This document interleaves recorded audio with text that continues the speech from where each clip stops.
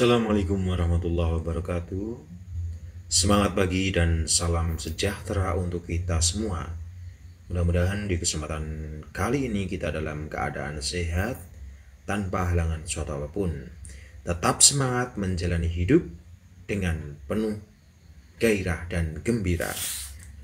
Pada kesempatan kali ini kita akan belajar bersama saya Mufarini MSPD. Materi yang akan kita pelajari adalah masih tentang teks ceramah. Kompetensi dasar menganalisis isi, struktur, dan kebahasaan dalam teks ceramah berkaitan dengan bidang pekerjaan. Tujuan pembelajaran, peserta didik diharapkan mampu membedakan, menentukan, dan menganalisis isi, struktur, dan kebahasaan dalam teks ceramah berkaitan dengan bidang pekerjaan. Langkah-langkah pembelajaran. 1. Menyimak dan mengamati video atau pembahasan materi. 2. Membuat rangkuman materi. 3. Mengerjakan soal pemahaman. 4. Melakukan sesi tanya jawab dalam grup WhatsApp. 5. Mengumpulkan tugas. Demikian pembelajaran yang akan berlangsung pada kesempatan kali ini. Mudah-mudahan kita mampu untuk menyerap dan menyimak apa yang akan disampaikan dalam materi berikut ini. Selamat belajar. Yang pertama yang akan kita bahas yaitu menentukan isi dan juga struktur di dalam teks ceramah. Nah, untuk menentukan isi, yang harus kita lakukan yaitu membaca secara keseluruhan isi teks dengan cermat. Kemudian, kita dapat berfokus pada bagian-bagian utama atau bagian-bagian yang disebut dengan gagasan pokok pada setiap paragraf yang ada di dalam teks. Dengan begitu, kita dapat menentukan dan juga mengetahui apa isi serta permasalahan yang dibahas di dalamnya. Selanjutnya, struktur di dalam teks ceramah. Nah, struktur pada teks ini dibagi menjadi 3. Yang pertama yaitu pembukaan atau disebut juga dengan tesis. Pada bagian ini biasanya disampaikan berupa pengenalan isu, masalah, ataupun pandangan pembicara atau penulis mengenai topik yang akan dibahasnya. Namun, pandangan yang disampaikan sifatnya masih umum. Yang kedua yaitu isi atau disebut juga dengan rangkaian argumen. Pada bagian ini biasanya yang disampaikan berupa rangkaian argumen pembicara berkaitan dengan pendahuluan atau tesis. Selain itu, pada bagian ini dikemukakan pula sejumlah fakta-fakta untuk memperkuat argumen tersebut. Sehingga dapat disimpulkan bahwa pada bagian isi ini yang disampaikan adalah pendapat-pendapat atau argumen-argumen serta fakta-fakta untuk memperkuatnya. Struktur yang ketiga yaitu penutup atau disebut juga dengan penegasan kembali, yaitu berupa penegasan kembali atas pernyataan-pernyataan yang telah disampaikan pada bagian sebelumnya, yaitu pada bagian tesis dan juga isi. Atau pada bagian ini juga dapat disampaikan simpulan serta rangkuman mengenai apa yang sudah dibahas di dalam teks tersebut. Berikutnya, kita akan membahas kaidah kebahasaan yang terdapat di dalam teks ceramah. Sebagaimana jenis teks yang lainnya, ceramah pun memiliki karakteristik kebahasaan yang cenderung berbeda dengan teks yang lainnya. Yang pertama yaitu menggunakan kata ganti orang pertama atau tunggal. Nah, biasanya kata ganti orang pertama atau tunggal itu yaitu saya dan aku. Namun, untuk membuat teks ceramah umumnya menggunakan kata saya. Dan orang kedua jamak atau sebagai sapaan, biasanya yaitu hadirin, bapak-bapak, ibu-ibu, kalian, dan yang lainnya. Yang kedua yaitu kata teknis. Nah, kata teknis ini disebut juga dengan kata istilah, sehingga dapat kita maknai bahwa kata teknis merupakan kata istilah yang berkaitan dengan permasalahan yang sedang dibahas. Contohnya, ketika kita sedang membahas tentang pertanian, maka kita akan menemukan istilah terasering dan juga irigasi.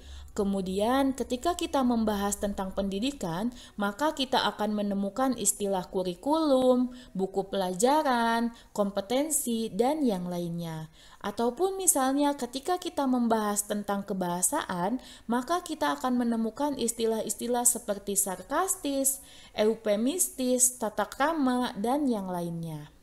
Kaidah kebahasaan teks ceramah yang berikutnya yaitu hubungan argumentasi atau hubungan sebab akibat. Biasanya ditandai dengan jika, maka, sebab, dan karena. Misalnya, jika kamu sakit, maka kamu harus minum obat. Atau misalnya contoh kalimat yang menggunakan kata sebab seperti ketidaksantunan berkaitan pula dengan rendahnya penghayatan masyarakat terhadap budayanya, sebab kesantunan berbahasa itu tidak hanya berkaitan dengan ketepatan dalam pemilikan kata ataupun kalimat. Nah, kata sebab dalam kalimat tersebut merupakan hubungan argumentasi atau hubungan sebab akibat.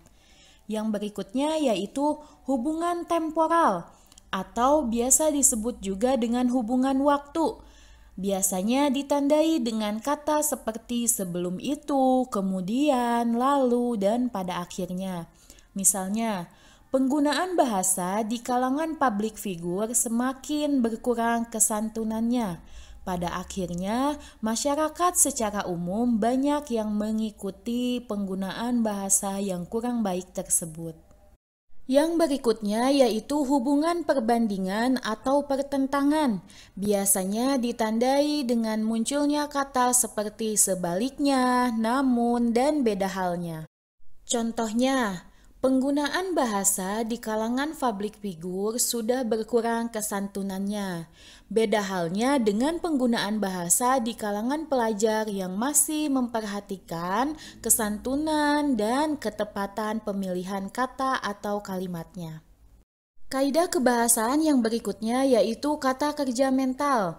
Nah, kata kerja mental ini merupakan jenis kata kerja yang mengekspresikan respons atau sikap seseorang terhadap suatu tindakan. Misalnya, katanya seperti memprihatinkan, mengagumkan, menduga, berpendapat, berasumsi, dan menyimpulkan.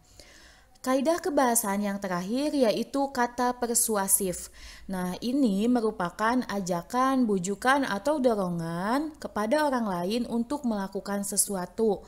Biasanya ditandai dengan kata seperti hendaklah, sebaiknya, diharapkan, perlu, dan juga harus. Setelah mempelajari struktur dan juga kaidah kebahasaan dalam teks ceramah, sekarang silakan kalian baca contoh teks ceramah berikut dengan cermat. Kemudian tentukan struktur serta kebahasaan apa saja yang terdapat di dalamnya.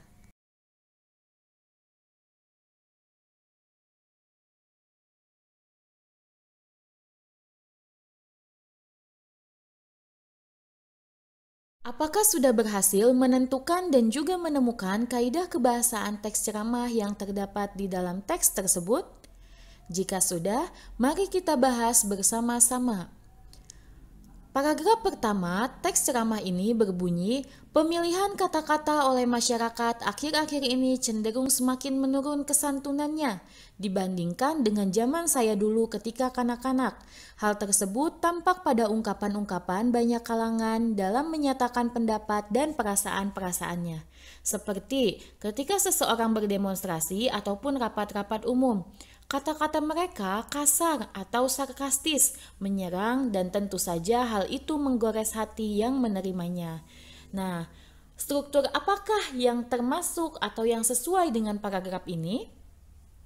Paragraf ini termasuk ke dalam struktur yang disebut dengan pembukaan atau tesis, karena pada bagian ini baru disampaikan permasalahan atau pendapat si pembaca atau penulis secara umum.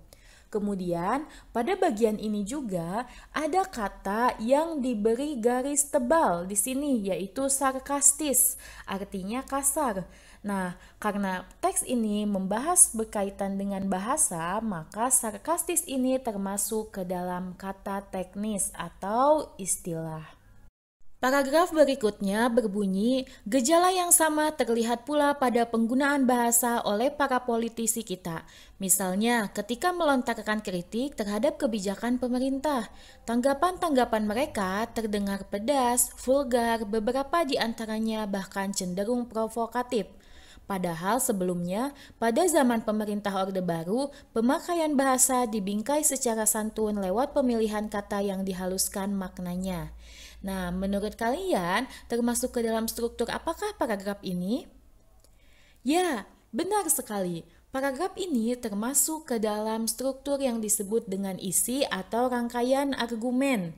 Mengapa demikian? Karena pada bagian-bagian ini sudah disampaikan pendapat-pendapat oleh penulis atau pembaca yang lebih mengerucut. Kemudian, argumen yang disampaikan di sini diikuti atau diperkuat dengan adanya fakta bahwa pada zaman Orde Baru pemakaian bahasa dibingkai secara santun lewat pemilihan kata yang maknanya dihaluskan. Nah, pada bagian ini ada istilah epimistis. Istilah epimistis ini merupakan kata teknis di dalam teks yang berkaitan dengan kesantunan berbahasa ini. Paragraf selanjutnya berbunyi, kita pun tentu gelisah sebagai orang tua. Kita sering menyaksikan kebiasaan berbahasa anak-anak dan para remaja yang kasar dengan dibumbui sebutan-sebutan antar sesama yang sangat miris untuk didengar. Fenomena tersebut menunjukkan adanya penurunan standar moral, agama, dan tata nilai yang berlaku dalam masyarakat itu. Ketidaksantunan berkaitan pula dengan rendahnya penghayatan masyarakat terhadap budayanya, sebab kesantunan berbahasa itu tidak hanya berkaitan dengan ketepatan dalam pemilihan kata ataupun kalimat. Kesantunan itu berkaitan pula dengan adat pergaulan yang berlaku di dalam masyarakat. Nah, kedua paragraf ini termasuk ke dalam struktur yang disebut dengan isi atau rangkaian argumen. Mengapa demikian? Karena sama seperti pada bagian sebelumnya, bagian ini termasuk atau berisi argumen-argumen atau pendapat-pendapat yang disampaikan oleh pembicara yang disertai dengan fakta untuk memperkuatnya. Kemudian, di sini ada kata tata nilai, sebab, dan kesantunan berbahasa.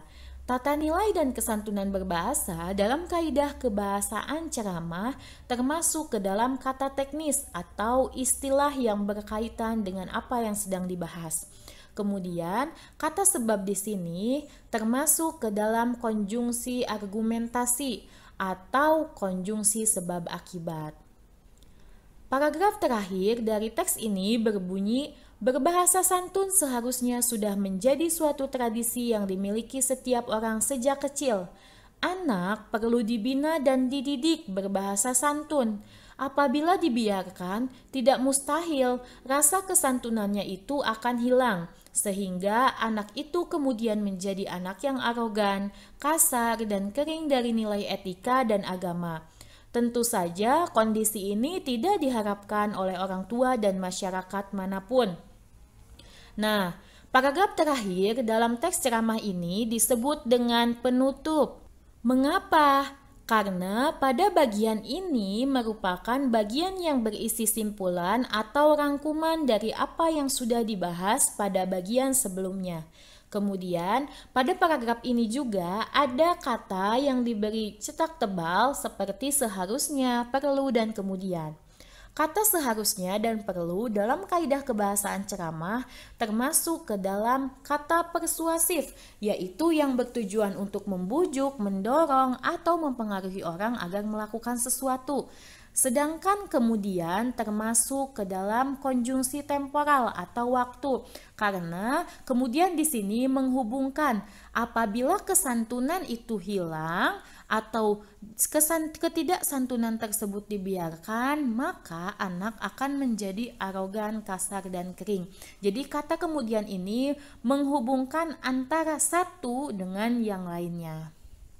Materi mengenai isi, struktur, dan kaidah kebahasaan teks ceramah sudah selesai dibahas. Semoga apa yang sudah kita pelajari bersama dapat dipahami dengan baik. Terima kasih semua.